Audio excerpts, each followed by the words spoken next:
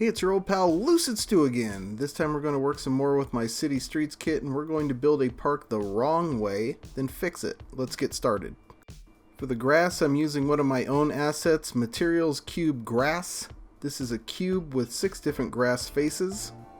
I'm placing this in a blank block space on a 2 grid. And as I put this down, I think you may be able to guess what my problem will be.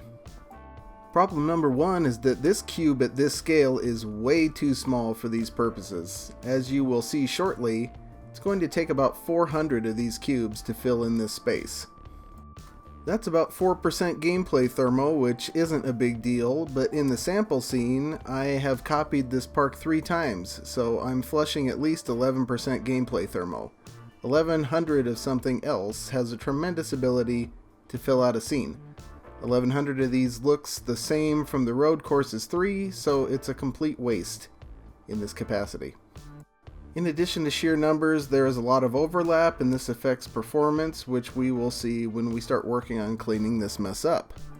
This ends up looking pretty nice from street level, but it's simply not worth the cost and time and resources on any level. This is very simply a bad design decision. I'm going to finish filling this in, then we'll move on to placing some trees.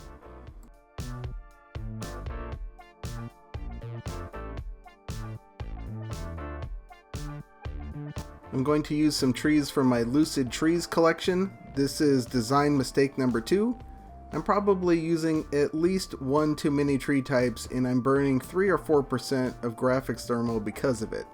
Not usually a huge issue, but I want to leave headroom on graphics so I can bring as many city elements as possible into the scene.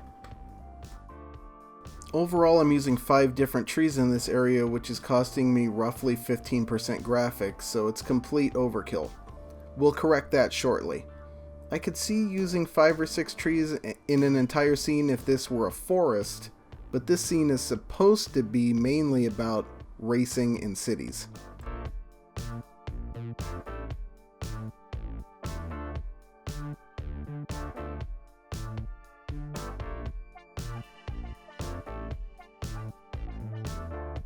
That's all finished up, looks great. Now let's take a look at some of the problems we just created. We're going to hop into City Streets sample scene because there are 4 parks like this to choose from in there. And I want to start tidying that scene up anyway so I can fit more stuff into it. Here's the park in question. I'm going to work with one of the ones that isn't next to the track just to make sure I don't change anything mission critical. There's one in the corner you can barely see that is perfect for our purposes. If you look at the scene now, this will already be fixed because I uploaded the changes. A newer feature in Dreams introduced at launch is Test Mode Performance Diagnostics. To specifically highlight the issues we caused, we're going to look at heat maps and then overdraw.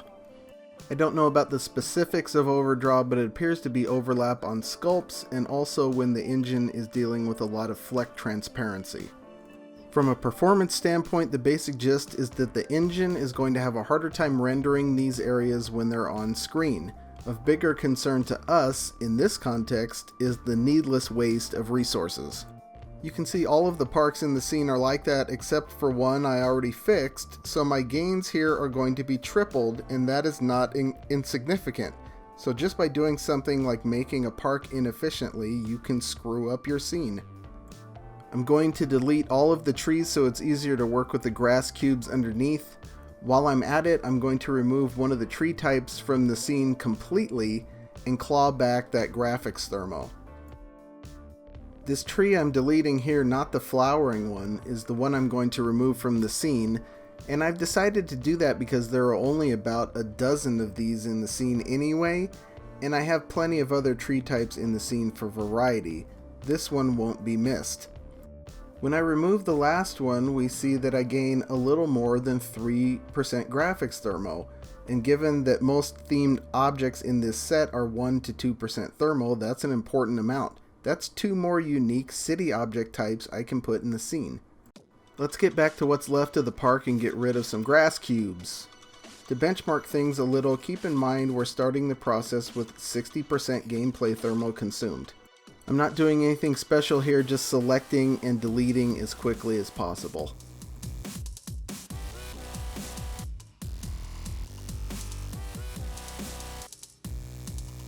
So obviously there were a lot of cubes there. I'm going to remake the grass area from 4 cubes instead of the hundreds we had previously.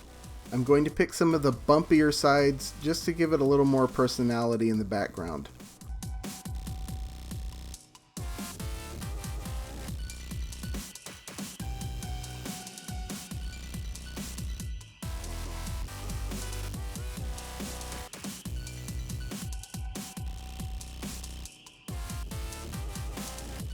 Then I'll go back and add some of the trees I removed. I'm going to use the same types.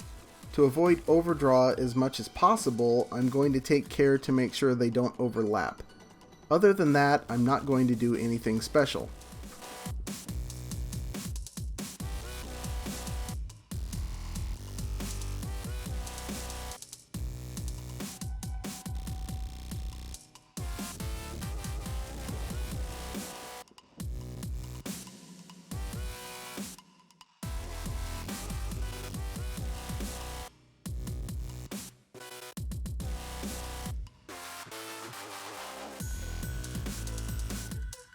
And then lastly, I'll go through the scene and put new trees in place of the type that I removed from the scene completely.